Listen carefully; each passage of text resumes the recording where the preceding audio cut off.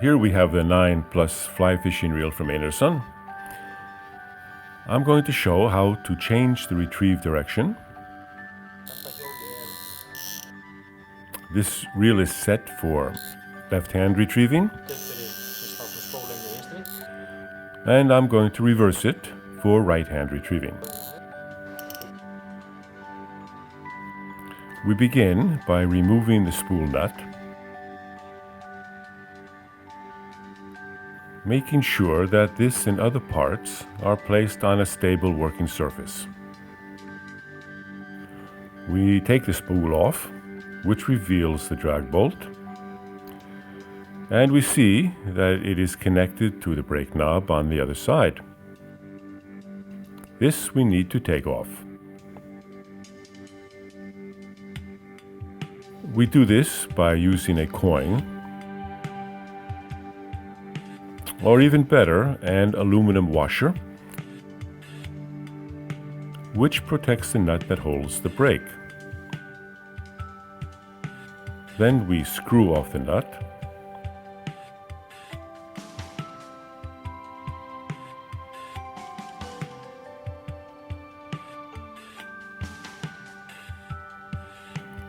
And remove the brake knob.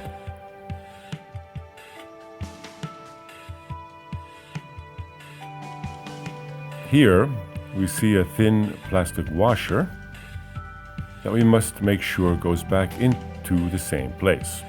Now we turn the reel around and take the whole braking unit out. Inside this bearing housing is the one-way clutch bearing unit that has to be reversed. We just push the axle through, which we call the drag bolt. As we see, there are Belleville washers at the front end which put pressure on the brake discs when we tighten the brake knob. It's best to hold onto the Belleville washers when removing the bolt. If they fall off, it's very important that they are put back in the right order. Otherwise, the brake will not work.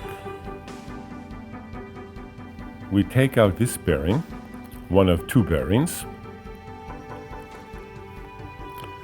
the stainless steel brake disc, the carbon fiber disc, and the one-way clutch bearing unit.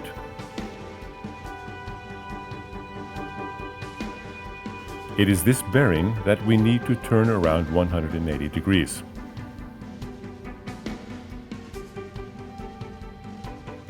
If we are not sure which way is what, then we can just fit it over the main shaft,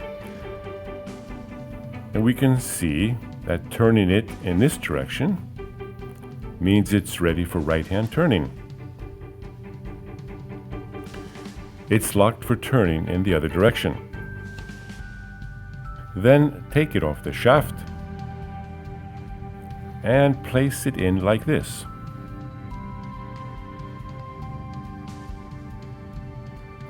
Now, I'm going to show what to do if everything falls out all over the place. This is the main bearing, the stainless steel brake discs, carbon fiber disc, the one-way clutch bearing unit, the unit that we are reversing.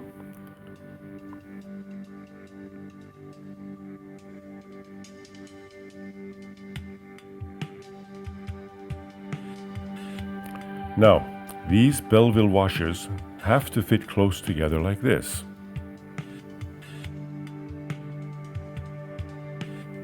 Not like this, or like this, but like this. And between them, the O-ring. We place the first washer over like this,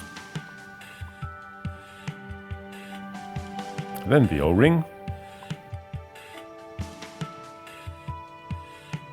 and the second washer.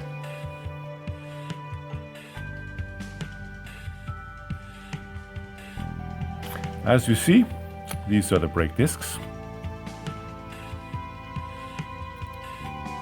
The larger one goes in first. It's okay if there is some grease on them. It's easily wiped off. There is a small lip here that slips into a groove.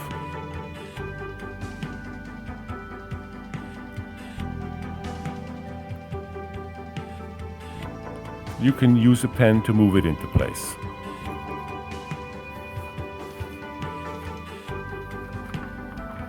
Now comes the larger brake disc, then the brake bearing,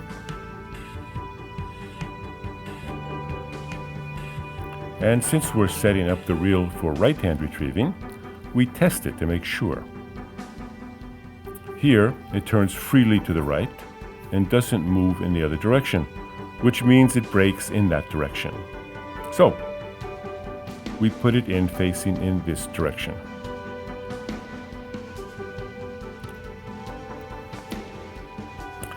Then comes the smaller carbon fiber disc,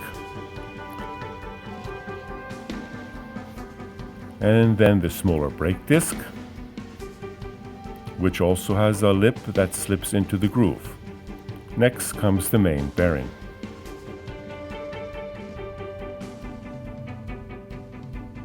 Now we are ready to carefully put the braking unit back onto the reel main shaft.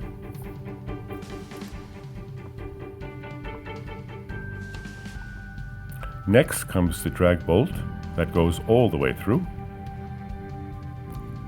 We need to turn it slightly so it fits properly. We can feel when it slips into place. Then turn the reel around.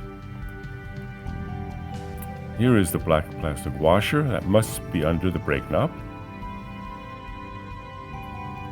Then the brake knob is screwed on.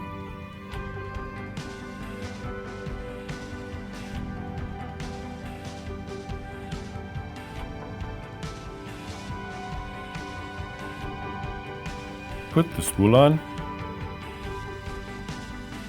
and then the spool nut that holds it in place.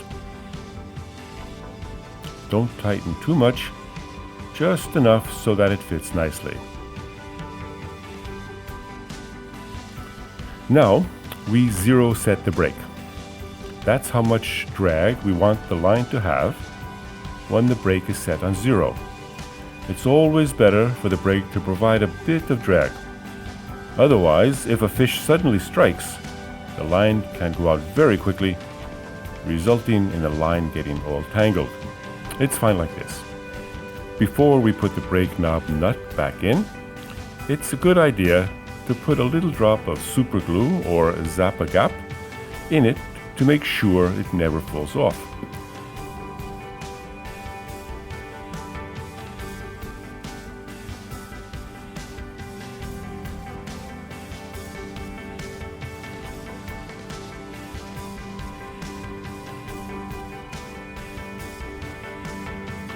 We tighten the nut with the aluminum washer so it touches the brake knob. We then make sure that the movement is correct by rotating the reel. Then finish tightening and just slightly turn the screw in the other direction. Then slightly tighten the brake knob so there is no danger that the parts become glued together. It takes about 10 minutes for the glue to dry. Now it's just a matter of cleaning and shining the reel before handing it over to the customer.